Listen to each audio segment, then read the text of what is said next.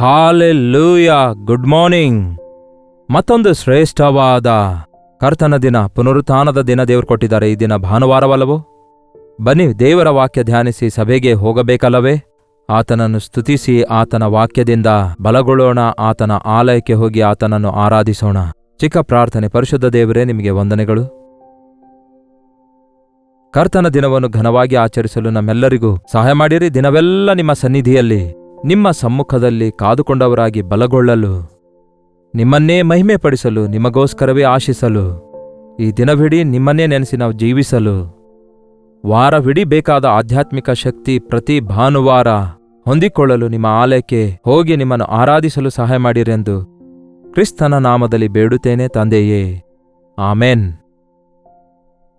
ನೀವು ಯಾವ ಚರ್ಚಿಗೆ ಹೋಗ್ತಾ ಇದ್ದೀರಿ? ಏನೋ ಈ ದಿನಗಳಲ್ಲಿ ನಮಗೆ ಬಹಳಷ್ಟು ಡಿನಾಮಿನೇಷನ್ಸ್ಗಳಿವೆ. ನಮ್ಮದು ಈ ಚರ್ಚು, ನಮ್ಮದು ದೊಡ್ಡ ಚರ್ಚು, ನಮ್ಮದು ಚಿಕ್ಕ ಚರ್ಚು, ನಮ್ಮದು ಬಹಳ ಚಿಕ್ಕ ಚರ್ಚು, ನಮ್ಮದು ಹಳ್ಳಿಯೂರಿನ ಸಭೆ, ನಮ್ಮದು ದೊಡ್ಡ ಆವರಣದಲ್ಲಿ ನಡೆಯುವ ಸಭೆ ಇದೆ, ಬಹಳ ದೊಡ್ಡ ಸಭೆ ನಮ್ಮದಾಗಿದೆ. ಬಹಳಷ್ಟು ಜನ ನಮ್ಮ ಸಭೆಗೆ ಬರ್ತಾರೆ ಎಂದು ದೊಡ್ಡದಾಗಿ ಹೇಳ್ಕೊಳ್ತೇವೆ. ಆದರೆ ದೊಡ್ಡ ಕ್ರಿಸ್ತನಿಗೆ ಎಲ್ಲ ಆರಾಧಿಸ್ತೇವೆ, ಅಲ್ಲಿ ಆತನು ಇರುತ್ತೇನೆಂದು ಹೇಳಿದಾನೆ ಎಂಬ ಈ ವಿಷಯ ನಾವು ಯಾವತ್ತೂ ನೆನಪಿಟ್ಕೊಳ್ಬೇಕು. ನಾವು ಯಾವ ಸ್ಥಳದಲ್ಲಿ ಆತನನ್ನು ಆರಾಧಿಸ್ತಿದ್ದೇವೆ ಎಂಬುದು ಮುಖ್ಯವಲ್ಲ. ಎಂತಹ ಸುಂದರವಾದ ಸಭೆಯಾಗಿದೆ ಎಂದು, ಇಲ್ಲವೇ ಎಂತಹ ಚಿಕ್ಕ ಗುಡಿಸಲಾಗಿದೆ ಎಂದು, ಒಂದು ವರಾಂಡ ಆಗಿದೆ ಎಂದು, ಇಲ್ಲವೇ ಬಾಡಿಗೆ ಮನೆಯಾಗಿದೆ ಎಂದು ಯೋಚಿಸೋದು ಮುಖ್ಯವಲ್ಲ. ಆದರೆ ನಾವು ಅಲ್ಲಿಗೆ ಹೋಗಿ ಕೂಡಿ ಬರುವಾಗ, ಎಲ್ಲಿ 2-3 ನನ್ನ ನಾಮದಲ್ಲಿ ಕೂಡಿ ಬರುತ್ತಾರೋ ಅಲ್ಲಿ ನಾನು ಇರುತ್ತೇನೆ ಎಂದು ಹೇಳಿರುವ ಯೇಸುವಿನ ಸನ್ನಿಧಿಯನ್ನು ನಾವು ಅನುಭವಿಸಬೇಕು. ಸಭೆಗೆ ಹೋಗೋದು ನಾವು ಆಚಾರಕ್ಕಾಗಿ ಅಲ್ಲ, ಎಲ್ಲರಿಗೂ ಕಾಣುವುದಕ್ಕಾಗಿಯೂ ಅಲ್ಲ, ಕ್ರಿಸ್ತನ ಶಕ್ತಿಯನ್ನು ಹೊಂದಿಕೊಳ್ಳುವುದಕ್ಕಾಗಿ, ಯೇಸುವಿನ ಮಾತನ್ನು ಕೇಳಿ ತಿದ್ದುಕೊಳ್ಳುವುದಕ್ಕಾಗಿ, ಯೇಸುವನ್ನು ಹಾಡುಗಳಿಂದ ಆರಾಧಿಸುತ್ತಾ ವಿಜ್ಞಾಪನೆಗಳಿಂದ ಪ್ರಾರ್ಥಿಸಿಕೊಂಡು ಯೇಸುವಿನ ಕೃಪೆಗಾಗಿ ಬೇಡಿಕೊಳ್ಳುವುದಕ್ಕೋಸ್ಕರ. ಇದಕ್ಕಾಗಿಯೇ ನಾವು ಸಭೆಗೆ ಹೋಗಬೇಕು. ಇಲ್ಲವೇ ಸುಮ್ಮನೆ ಕಾಣಿಕೆ ಹಾಕಿ ಬರುವವರಾಗಿದ್ದೀರೋ, ಇಲ್ಲವೇ ಸುದೀರ್ಘವಾಗಿ ಆತನ ಸನ್ನಿಧಿಯಲ್ಲಿ ಕೂತುಕೊಂಡವರಾಗಿ ಆಲಯದಲ್ಲಿ ಆತನನ್ನು ಆರಾಧಿಸಬೇಕೆಂಬ ಆಸೆಯುಳ್ಳವರಾಗಿದ್ದೀರೋ?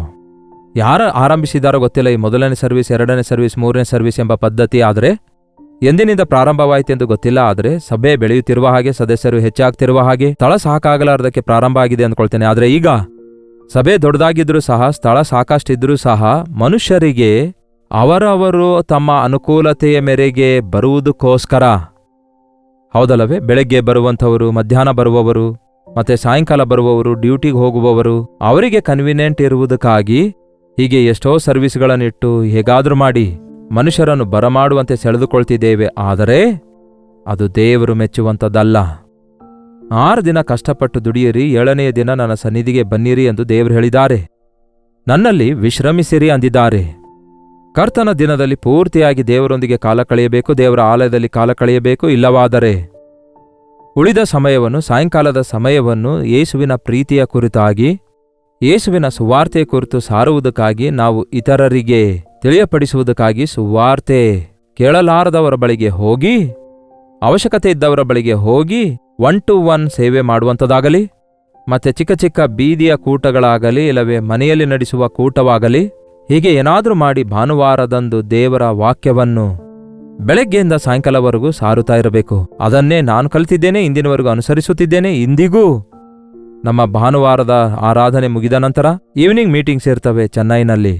ಅನೇಕರು ಆ ಮೀಟಿಂಗ್ಗಳಿಗೆ ಬಂದು ಆಶೀರ್ವಾದ ಹೊಂದುತ್ತಾರೆ, ಆದರಣೆ ಹೊಂದುತ್ತಾರೆ. ಯಾಕೆಂದರೆ ಸೇವಕರು ಮತ್ತು ವಿಶ್ವಾಸಿಗಳಾಗಿರುವವರು, ಆಧ್ಯಾತ್ಮಿಕವಾಗಿ ಬೆಳೆದಿರುವವರು, ಆತ್ಮ ಭಾರವುಳ್ಳಂಥವರು, ಅಂಥವರು ಹೋಗಿ 16 ಸ್ಥಳಗಳಲ್ಲಿ ಚೆನ್ನೈನಲ್ಲಿ ಪ್ರತಿದಿನ ಭಾನುವಾರ, ಅಂದರೆ ಭಾನುವಾರ ಆರಾಧನೆ ನಂತರ ಹೋಗಿ ಕರ್ತನ ಸೇವೆ ಮಾಡುತ್ತಾರೆ. ನೀವು ಕೂಡ ನಿಮ್ಮ ಸಭೆಗೆ ಹೋದಾಗ ಅಲ್ಲಿ ಹೆಚ್ಚು ಸಮಯವನ್ನು ಕಳೆಯಿರಿ. ನಿಮ್ಮ ಮೀಟಿಂಗ್ಸ್ಗಳು, ನಿಮ್ಮ ಆರಾಧನೆಗಳು ಶಾರ್ಟ್ ಆಗಿರೋದಾದರೆ 2-3 ಆರಾಧನೆಯಲ್ಲಿ ಪಾಲ್ಗೊಳ್ಳಿರಿ. ಇಲ್ಲವಾದರೆ ಓಪನ್ ಏರ್ ಮಿನಿಸ್ಟ್ರಿಗೆ ಹೋಗಿ, ಇಲ್ಲವೇ ಮನೆ ಸಂದರ್ಶನಕ್ಕೆ ಹೋಗಿ ಭಾನುವಾರವೆಲ್ಲ ಯೇಸುವಿನ ನಾಮವನ್ನು ಮಹಿಮೆಪಡಿಸಿರಿ. ಹೌದು, ಯಾಕೆ ನಾವು ಭಾನುವಾರ ದೇವರ ಆಲಯಕ್ಕೆ ಹೋಗಬೇಕು? ಆಚಾರಕ್ಕಾಗಿಯೋ? ಕೇವಲ 1-2 ಹಾಡು ಹಾಡಿ ವಾಕ್ಯ ಕೇಳುವುದಕ್ಕಾಗಿಯೋ? ನಿಮಗೆ ಗೊತ್ತಿದೆಯೋ ಇಲ್ಲೋ ಪ್ರಿಯರೇ, ಪ್ರತಿ ಭಾನುವಾರ ನಾವು ದೇವರ ಸನ್ನಿಧಿಗೆ ಹೋಗುವಾಗ, ಆತನ ಸನ್ನಿಧಿಯಲ್ಲಿ ನಾವು ಕೂತುಕೊಳ್ಳುವಾಗ ನಮಗೆ ದೊಡ್ಡ ಪ್ರಮಾಣದಲ್ಲಿ ನಮ್ಮ ಆಧ್ಯಾತ್ಮಿಕ ಕಣ್ಣುಗಳು ಬೆಳಗಿಸಲ್ಪಡ್ತವೆ. ಇಹಲೋಕದ ದೇವರು ನಂಬಿಕೆಯಿಲ್ಲದವರ ಮನಸ್ಸುಗಳನ್ನು ಮಂಕುಗೊಳಿಸಿ ಕುರುಡುತನ ಉಂಟು ಮಾಡಿದೆಯಲ್ಲವೇ? ಅಂತಹ ಕುರುಡುತನದಿಂದ ನಾವು ಬಿಡಿಸಲ್ಪಟ್ಟಿದ್ದೇವೆ. ಆದರೆ ಮತ್ತೆ ವಾರವೆಲ್ಲ ನಮಗೆ ಅಪನಂಬಿಕೆ ಎಂಬ ಮಲಿನತೆ, ಅಪನಂಬಿಕೆಯ ಅಂದರೆ ನಮಗೆ ಒಂದು ವೇಳೆ ಕನ್ನಡಕ ಇರೋದಾದರೆ ಮೇಲಿಂದ ಮೇಲೆ ಅದನ್ನು ಒರೆಸಿಕೊಳ್ಬೇಕು. ಬೆಳಗ್ಗೆ ಒರೆಸಿಟ್ಕೊಂಡಾಗ ಸಾಯಂಕಾಲ ಅನ್ನೋಷ್ಟೊತ್ತಿಗೆ ಅದಕ್ಕೆ ಡಸ್ಟ್ ಅಂಟಿಕೊಳ್ಳುತ್ತೆ. ಅದನ್ನು ಮತ್ತೆ ಒರೆಸಿಕೊಳ್ಬೇಕು. ಹಾಗೆಯೇ ನಾವು ಪ್ರತಿ ವಾರ ದೇವರ ಸನ್ನಿಧಿಗೆ ಹೋಗಿ ನಮ್ಮನ್ನು ನಾವು ಮತ್ತೊಂದು ಸಾರಿ ಶುದ್ಧಿ ಮಾಡಿಕೊಳ್ಬೇಕು. ನನಗೆ ಗೊತ್ತಿರುವ ಪ್ರಕಾರ ಭಾನುವಾರ ಕ್ರಮವಾಗಿ ಸಭೆಗೆ ಹೋಗುವವರಿಗೆ ಆರೋಗ್ಯ ಇರುತ್ತೆ. ಅವರು ಮಾಡುವ ಕೆಲಸವೆಲ್ಲ ಸಫಲಗೊಳ್ಳುತ್ತವೆ. ಸತ್ಯವೇದದಲ್ಲಿ ಲೂಕನ ಸುವಾರ್ತೆ 13ನೇ ಅಧ್ಯಾಯದ 10ನೇ ವಚನ ಓದುತ್ತೇನೆ ಕೇಳ್ರಿ. ಸಬ್ಬತ್ ದಿನದಲ್ಲಿ ಆತನು ಒಂದು ಸಭಾಮಂದಿರದಲ್ಲಿ ಬೋಧಿಸುತ್ತಿರುವಾಗ, ಸಬ್ಬತ್ ದಿನದಲ್ಲಿ ಅಂದರೆ ಕರ್ತನ ದಿನದಲ್ಲಿ, ಮತ್ತೆ ನನಗೆ ಕೇಳಬೇಡಿ ಸಬ್ಬತ್ ದಿನ ಶನಿವಾರವಾಗಿದೆಯೋ ಭಾನುವಾರವಾಗಿದೆಯೋ ಎಂದು. ಹಳೆ ಒಡಂಬಡಿಕೆಯಲ್ಲಿ ದೇವರ ಆಲಯದ ಸೇವೆ ಪ್ರಾರಂಭಿಸುವುದಕ್ಕಿಂತ ಮುಂಚೆ ಚರ್ಚ್ ಅಂದರೆ ಯೇಸು ತನ್ನ ರಕ್ತ ಸುರಿಸಿದ ನಂತರ, ಆತನ ಶಿಲುಬೆ ಮರಣ ಪುನರುತ್ಥಾನದ ನಂತರ ಸಭೆ ಎಂಬ ಮಾತನ್ನು ನೋಡ್ತೇವೆ. ಕ್ರಿಸ್ತನು ತನ್ನ ರಕ್ತವನ್ನು ಚೆಲ್ಲಿ ಸಭೆಯನ್ನು ಕೊಂಡ್ಕೊಂಡಿದ್ದಾನೆ. ಆತನು ಪುನರುತ್ಥಾನನಾಗಿದ್ದಾನೆ, ಎದ್ದು ಬಂದಿದ್ದಾನೆ. ಅದಕ್ಕೆ ಪ್ರತಿ ಭಾನುವಾರದಂದು ಆ ಕಾಲದ ವಿಶ್ವಾಸಿಗಳು ಕೂಡಿ ಬಂದು ರೊಟ್ಟಿ ಮುರಿಯುತ್ತಾ ಇದ್ರು, ಆರಾಧನೆಗಾಗಿ ಕೂಡಿ ಬರ್ತಿದ್ರು. ಹಳೆ ಒಡಂಬಡಿಕೆಯ ಪ್ರಕಾರ ಶನಿವಾರವೇ ಸಬ್ಬತ್ ದಿನ ಆಗಿತ್ತು. ಸಬ್ಬತ್ ದಿನದ ಕುರಿತು ವಾದಿಸಿಕೊಳ್ಳಬೇಡಿರಿ, ಸಬ್ಬತ್ ದಿನಗಿಂತಲೂ ನಾನೇ ದೊಡ್ಡವನು ಎಂದು ದೇವರು ಹೇಳಿರುವ ಮಾತು ಜ್ಞಾಪಕ ಮಾಡಿಕೊಂಡು ಅನವಶ್ಯಕವಾದ ಆರ್ಗ್ಯುಮೆಂಟ್ಗೆ ಒಳಗಾಗಬಾರ್ದು. ಇಲ್ಲಿರುವ ಸತ್ಯವನ್ನು ಗಮನಿಸಿರಿ. ಆ ಕಾಲದಲ್ಲಿ ದೇವರ ಆಲಯ ಇರಲಿಲ್ಲ, ಆದರೆ ಸಭಾಮಂದಿರಗಳಿರ್ತಾ ಇದ್ವು. ಸಭಾಮಂದಿರ ಅಂದರೆ ಭಾನುವಾರ ಅಂದರೆ ಸಬ್ಬತ್ ದಿನದಲ್ಲಿ ಯಹೂದ್ಯರೆಲ್ಲರೂ ಆ ಒಂದು ಸ್ಥಳದಲ್ಲಿ ಸಮೂಹವಾಗಿ ಕೂಡಿ ಬರುವ ಸ್ಥಳವಾಗಿತ್ತು. ಸ್ಕ್ರಿಪ್ಚರ್ಸ್ ಅಂದರೆ ಧರ್ಮಶಾಸ್ತ್ರ ಪಾರಾಯಣ ಮಾಡುವ ಸ್ಥಳವಾಗಿತ್ತು. ಯೇಸು ವಾಡಿಕೆಯ ಪ್ರಕಾರ ಆಲಯಕ್ಕೆ ಹೋಗ್ತಾ ಇದ್ರು. ಆತನು ಕೂಡ ಕ್ರಮವಾಗಿ ಹಬ್ಬದ ದಿನಗಳಲ್ಲಿ ಯೆರೂಸಲೇಮಿಗೆ ಹೋಗುತ್ತಾ ಇದ್ದನು, ಆತನು ಸಭಾಮಂದಿರಿಗೆ ಹೋಗ್ತಾ ಇದ್ದನು, ಆತನು ಧರ್ಮಶಾಸ್ತ್ರ ಓದುತ್ತಾ ಇದ್ದನು. ಇದೆಲ್ಲವನ್ನು ಅನೇಕ ಸ್ಥಳಗಳಲ್ಲಿ ಬೈಬಲಲ್ಲಿ ನಾವು ಕಾಣ್ತೇವೆ. ಸಬ್ಬತ್ ದಿನದಲ್ಲಿ ಒಂದು ಸಭಾಮಂದಿರದಲ್ಲಿ ಆತನು ಬೋಧಿಸಿದಾಗ 18 ವರ್ಷಗಳಿಂದ ಬಲಹೀನಪಡಿಸುವ ದೆವ್ವ ಹಿಡಿದ ಒಬ್ಬ ಸ್ತ್ರೀ ಅಲ್ಲಿದ್ದಳು. ಅಂದರೆ ಸಭಾಮಂದಿರದಲ್ಲಿ 18 ವರ್ಷಗಳಿಂದ ನಡುಬಗ್ಗಿರುವ ಒಬ್ಬ ಸ್ತ್ರೀ ಇದ್ದಳು, ಅಥವಾ ಇನ್ಯಾರಾದ್ರೂ ಇದ್ರು? ಬಹಳಷ್ಟು ಜನ ಇದ್ರು. ಸಭಾಮಂದಿರದಲ್ಲಿ ಬಹಳ ಪ್ರಮುಖರಾದ ಯಹೂದ್ಯರಿದ್ರು, ಧರ್ಮೋಪದೇಶಕರಿದ್ರು, ಶಾಸ್ತ್ರಿಗಳಿದ್ರು, ಫರಿಸಾಯರಿದ್ರು. ಆ ಸ್ಥಳದಲ್ಲಿ ಸದ್ದುಕಾಯರಿದ್ರು. ಆ ಸ್ಥಳದಲ್ಲಿ ಅನೇಕ ಜನರು ವಿಶ್ವಾಸಿಗಳು ಕೂಡಿ ಬಂದಿದ್ರು. ಆದರೆ ಬೈಬಲ್ ಅಲ್ಲಿ ಒಂದು ವಿಷಯ ನಮಗೆ ತಿಳಿಯಪಡಿಸುತ್ತೆ. ಅಲ್ಲಿ 18 ವರ್ಷಗಳಿಂದ ನಡುಬಗ್ಗಿರುವಂತಹ ಒಬ್ಬ ಸ್ತ್ರೀ ಅಲ್ಲಿಗೆ ಕೂಡಿ ಬಂದಿದ್ದಳಂತೆ. ನೋಡಿ, ನಾವು ಕೂಡ ಸಾಧಾರಣವಾಗಿ ನಮ್ಮ ಮೀಟಿಂಗಿಗೆ ಎಷ್ಟು ಜನ ಬಂದ್ರು, ನಮ್ಮ ಆಲಯಕ್ಕೆ ಇಷ್ಟು ಜನರು ಬರ್ತಾರೆಂದು ನಾವು ಹೇಳ್ಕೊಳ್ತೇವೆ. ಆದರೆ ನಿಜವಾಗ್ಲೂ ನೋಡಿ ಪ್ರಿಯರೇ, ಆಲಯಕ್ಕೆ ಬರುವವರೆಲ್ಲರೂ ನಿಜವಾಗ್ಲೂ ವಿಶ್ವಾಸಿಗಳಾಗಿರೋದಾದ್ರೆ, ವಾಕ್ಯಾನುಸಾರವಾಗಿ ಜೀವಿಸುತ್ತಿರುವುದಾದ್ರೆ, ದೇವರಿಗೋಸ್ಕರ ಜೀವಿಸುತ್ತಾ ದೇವರನ್ನು ಮಹಿಮೆಪಡಿಸುವಂಥವರಾಗಿರೋದಾದ್ರೆ, ಯಾವತ್ತೋ ಪ್ರಪಂಚವೆಲ್ಲ ಯೇಸುವಿನ ಪಾದದ ಬಳಿಗೆ ಬರುತ್ತಾ ಇತ್ತು. ಕ್ರೈಸ್ತರೆಂದು ಹೇಳಿಕೊಳ್ಳುವಂಥವರಿದ್ದಾರೆ, ಸಭೆಗೆ ಹೋಗ್ತೇವೆಂಬುದಾಗಿ ಹೇಳಿಕೊಳ್ಳುವಂಥವರಿದ್ದಾರೆ ಹೊರತು, ಯಾಕೆ ಹೋಗ್ತಾ ಇದ್ದೇನೆ ನಾನು ಸಭೆಗೆ? ನಾನು ಬಿಡುಗಡೆ ಹೊಂದಿಕೊಳ್ಳಬೇಕು, ನಾನು ಸ್ವಸ್ಥತೆ ಹೊಂದಬೇಕು, ನಾನು ರಕ್ಷಣೆ ಹೊಂದಬೇಕು, ಮನುಷ್ಯರನ್ನು ಹಿಡಿಯುವ ಬೆಸ್ತರರಾಗಬೇಕು, ಆತ್ಮನ ಫಲ ಕೊಡಬೇಕು, ನಾವು ಆಧ್ಯಾತ್ಮಿಕವಾಗಿ ಬೆಳೆಯಬೇಕು ಎಂಬ ಆಸೆಯಿಂದ ಹೋಗ್ತಾ ಇದ್ದೀರಾ? ನಿಮಗೆ ಕೇಳ್ತಾ ಇದ್ದೇನೆ. ಸುಮ್ಮನೆ ಹೋಗಿ ಬರುವುದರಿಂದ ಪ್ರಯೋಜನವಿಲ್ಲ. ಆತನ ಆಲಯಕ್ಕೆ ನಾವು ಹೋಗುವಾಗ ನಮ್ಮ ಅಸಂಪೂರ್ಣತೆ ಎಲ್ಲವನ್ನೂ ತೊಲಗಿ ಹೋಗಿ ಪರಿಪೂರ್ಣಗೊಳ್ಳುತ್ತವೆ, ಸಂಪೂರ್ಣವಾಗಿ ಮಾರ್ಪಡ್ತೇವೆ. ನಮ್ಮ ಕೊರತೆಗಳೆಲ್ಲ ತೀರಿ ಹೋಗ್ತವೆ, ನಮ್ಮ ಭಯಗಳಿಂದ ಬಿಡುಗಡೆ ಹೊಂದುತ್ತೇವೆ, ನಮ್ಮ ಬಲಹೀನತೆಯಿಂದ ಬಿಡಿಸಲ್ಪಡ್ತೇವೆ. ಅದೊಂದು ಪವರ್ ಹೌಸ್, ದೇವರ ಆಲಯ. ಆತನ ಆಲಯದಲ್ಲಿ ಆತನ ಸನ್ನಿಧಿ ಇರುತ್ತೆ. ಸಿಂಹಾಸನಾಸೀನರೂಢನಾದ ಕರ್ತನಿರುತ್ತಾರೆ. ನೀವು ಕಣ್ಣಾರೆ ಕಾಣದೇ ಇರಬಹುದೇನೋ. ಆತ್ಮ ಸ್ವರೂಪಿಯಾದ ಪರಿಶುದ್ಧಾತ್ಮನು ನಮ್ಮನ್ನು ಸ್ಪಂದಿಸಲಿಕ್ಕಿದ್ದಾರೆ. ಅದಕ್ಕಾಗಿಯೇ ದೇವರ ಆಲಯದಲ್ಲಿ ಅದ್ಭುತ ಕಾರ್ಯಗಳು ನಡೆಯುತ್ತವೆ. ಪ್ರತಿ ಸಾರಿ ದೇವರ ಆಲಯಕ್ಕೆ ಹೋದಾಗ ನಿಮಗೆ ಅದ್ಭುತಗಳು ನಡೆಯುತ್ತಲೇ ಇರ್ತವೆ. ಕೆಲವೊಮ್ಮೆ ಅದು ನಿಮಗೆ ಕಾಣಿಸುತ್ತೆ, ಕೆಲವೊಮ್ಮೆ ನಿಮಗೆ ಅದು ಕಾಣಿಸಲ್ಲ. ನಿಮಗೆ ಯಾವುದೇ ರೋಗ ಬರದೆ ನೀವು ಆರೋಗ್ಯವಾಗಿರೋದಾದ್ರೆ, ಪ್ರತಿ ಭಾನುವಾರ ನೀವು ಸಭೆಗೆ ಹೋಗುವಾಗ ನಿಮ್ಮೊಳಗೆ ಪ್ರಾರಂಭಗೊಳ್ಳುವ ಆ ಇನ್ಫೆಕ್ಷನ್ಸ್ಗಳು, ಆ ರೋಗಗಳು ಹುಟ್ಟಿ ಬರುವುದಕ್ಕೆ ಕಾರಣವಾಗಿರುವ ಪ್ರತಿಯೊಂದೊಂದರಿಂದಲೂ ನೀವು ಸ್ವಸ್ಥತೆ ಹೊಂದುತ್ತೀರಿ. ರೋಗವು ಹೊರಗೆ ಬಯಲಾಗುವುದಕ್ಕಿಂತ ಮುಂಚೆ, ಅದು ಉತ್ಪತ್ತಿಯಾಗುವುದಕ್ಕಿಂತ ಮುಂಚೆಯೇ, ಆ ಇನ್ಫೆಕ್ಷನ್ ಕ್ರಿಯೇಟ್ ಆಗುವುದಕ್ಕಿಂತ ಮುಂಚೆಯೇ ದೇವರು ಅದ್ಭುತವಾಗಿ ನಿಮ್ಮನ್ನು ಸ್ವಸ್ಥಪಡಿಸುತ್ತಾರೆ. 18 ವರ್ಷಗಳಿಂದ ನಡುಬಗ್ಗಿದಂತಹ ಸ್ತ್ರೀ ಇಲ್ಲಿಯವರೆಗೂ ಹೋಗಿದಳೋ ಇಲ್ಲವೋ ಗೊತ್ತಿಲ್ಲ, ಮೊದಲ ಸಾರಿ ಹೋಗಿದಳೋ ಏನೋ ಗೊತ್ತಿಲ್ಲ.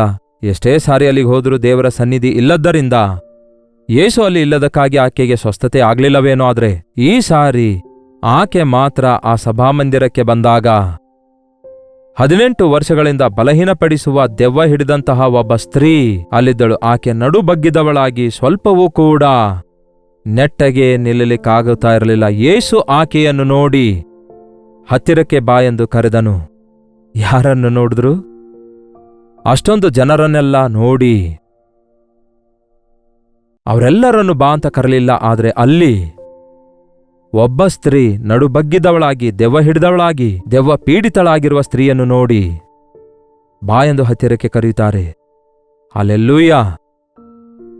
ಪಾಪಿಗಳನ್ನು ಕರೆಯಲು ಬಂದಿದ್ದೇನೆ ಅಂದಿದ್ದಾರೆ ಯೇಸು. ಪಾಪಿಗಳೇ ಬನ್ನಿರಿ, ಪರಿಶುದ್ಧತೆ ಹೊಂದಿಕೊಳ್ಳಿರಿ. ರೋಗಿಗಳೇ ಬನ್ನಿರಿ, ಸ್ವಸ್ಥತೆಯನ್ನು ಹೊಂದಿಕೊಳ್ಳಿರಿ. ಎಲೆ ಕಷ್ಟಪಟ್ಟು ಹೊರೆ ಹೊತ್ತವರೇ, ನೀವೆಲ್ಲ ನನ್ನ ಬಳಿಗೆ ಬನ್ನಿ, ನಿಮಗೆ ವಿಶ್ರಾಂತಿ ಕೊಡ್ತೇನೆ. ಸಂತೈಸಲ್ಪಡುವುದಕ್ಕಾಗಿ ಎಲ್ಲೆಲ್ಲೋ ತಿರುಗಾಡ್ತಿದ್ದೇವೆ, ಆದರೆ ಯೇಸುವಿನ ಬಳಿಗೆ ಬಂದರೆ ಸಾಕು ಪ್ರಿಯರೇ. ಆತನ ಕಣ್ಣುದೃಷ್ಟಿಗೆ ನಾವು ಬೀಳುವುದಾದರೆ ನಾವು ನಮ್ಮ ಜೀವಿತದಲ್ಲಿ ಅದ್ಭುತ ಕಾಣ್ತೇವೆ. ಆತನ ಸನ್ನಿಧಿಯಲ್ಲಿ ಕಾಣಬೇಕೆಂಬ ಆಸೆ ಇದೆಯಾ? ದೇವಾಲಯದೊಳಗೆ ಹೋದಾಗ ನೀವು ದೇವರ ಮುಂದೆ ನಿಂತುಕೊಂಡಿದ್ದೀರಿ ಎಂಬ ಗ್ರಹಿಕೆ ನೀವು ಹೊಂದಿಕೊಳ್ಳುವುದಾದರೆ ಧನ್ಯರಾಗುತ್ತೀರಿ. ಏನೋ ಪಾಸ್ಟರ್ ನಿಂತಿದ್ದಾರೆ, ಇಲ್ಲವೇ ಪಾಸ್ಟರ್ ಮುಂದೆ ಜನರು ನಿಂತಿದ್ದಾರೆ ಅಂದುಕೊಳ್ಳುವುದು ಅಜ್ಞಾನ. ನಾವೆಲ್ಲರೂ ದೇವರ ಆಲಯದಲ್ಲಿ ಕರ್ತನ ಮುಂದೆ ನಿಂತುಕೊಳ್ತೇವೆ. ಆತನು ನಮ್ಮನ್ನು ನೋಡುತ್ತಾನೆ, ನಮ್ಮನ್ನು ಸ್ವಸ್ಥಪಡಿಸುತ್ತಾನೆ, ನಮಗೆ ತನ್ನ ಪ್ರಣಾಳಿಕೆ ಬಯಲುಪಡಿಸುತ್ತಾನೆ, ನಮ್ಮ ಮೊರೆಯನ್ನು ಲಾಲಿಸುತ್ತಾನೆ ಎನ್ನುವಂತಹ ನಂಬಿಕೆಯಿಂದ ದೇವರ ಬಳಿಗೆ ಹೋಗಬೇಕು, ದೇವರನ್ನು ಆರಾಧಿಸಬೇಕು. ಅದನ್ನೇ ದೇವರು ಕೋರುತ್ತಿದ್ದಾರೆ. ಆಕೆಯನ್ನು ನೋಡಿ ಬಾ ಎಂದು ಯೇಸು ಕರೆಯುತ್ತಾರೆ. ಆಕೆ ಉದಾಹರಣೆಗೆ ಒಮ್ಮೆ ಊಹಿಸಿ ನೋಡಿರಿ, ಎಲ್ಲೋ ಮಧ್ಯದಲ್ಲಿ ಕೂತ್ಕೊಂಡಿದ್ದಾಳೆ ಅಂದ್ಕೊಳ್ಳಿ. ಅಲ್ಲಿನಿಂದ ಅವಳು ಎದ್ದು ಆ ಯೇಸು ಇರುವ ಪೋಡಿಯಂ ಬಳಿಗೆ ಬರುತ್ತಾಳೆ. ಅಂದರೆ ಆಕೆ ಆ ಮಧ್ಯದಲ್ಲಿ ಎದ್ದು ನಡೆದಾಡುವಾಗ ಎಲ್ಲರೂ ಆಕೆಗೆ ನೋಡ್ತಾರೆ. ಆಕೆ ಅಂದವಾಗಿಲ್ಲ, ಅಂದಹೀನವಾಗಿದ್ದಳು. ಅವಳು ನಾರ್ಮಲ್ ಆಗಿರಲಿಲ್ಲ, ಅಂಗವಿಕಲಳಾಗಿದ್ದಳು. ಆಕೆ ನಡುಬಗ್ಗಿದವಳಾಗಿ ನೆಟ್ಟಗೆ ನಡೆಯಲಿಕ್ಕಾಗಿಲ್ಲ ಎಂದರೆ ಗೋಣು ಬಗ್ಗಿದವಳಾಗಿ ಬಾಗಿಕೊಂಡು ನಡೆಯುತ್ತಾ ಇದ್ದಳು. ಬಹುಶಃ ಎಷ್ಟು ಬಿಟ್ಟಾಗಿ ನಡೆಯುತ್ತಿದ್ದಳೋ ಗೊತ್ತಿಲ್ಲ. ಆಕೆಗೆ ನೋಡಿದವರೆಲ್ಲರೂ ಏನು ಹೇಳ್ತಾರೆ? ಅಯ್ಯೋ, ಯಾರು ಮಾಡಿರೋ ಪಾಪವೋ, ಇವಳು ಏನ್ ಪಾಪ ಮಾಡಿದಾಳೋ, ಇವಳು ತಂದೆ ತಾಯಿ ಏನ್ ತಪ್ಪು ಮಾಡಿದಾರೋ ಎಂದು ಹೀಗೆ ಏನೇನೋ ಅಂದುಕೊಳ್ತಾರೆ. ನಾವು ಕೆಲವೊಂದು ಸಾರಿ ಯಾರು ಏನಂದ್ಕೊಳ್ತಾರೋ ಎಂಬುದಾಗಿ ಮುಚ್ಚಿಟ್ಕೊಳ್ತಾ ಇರ್ತೇವಲ್ಲವೇ? ಯಾರು ಏನಂದ್ರೆ ನನಗೇನು, ಯಾರು ಏನಂದುಕೊಂಡ್ರೆ ನನಗೇನು? ನಾನು ಮಾತ್ರ ನನ್ನ ಯೇಸುವಿನ ಮುಂದೆ ಹೇಗಿದ್ದೇನೋ ಹಾಗೆಯೇ ಹೋಗ್ತೇನೆ. ನಾನು ಇದ್ದ ಹಾಗೆ ಯೇಸು ನನಗೆ ಬಾ ಎಂದು ಕರೆಯುತ್ತಿದ್ದಾರೆ.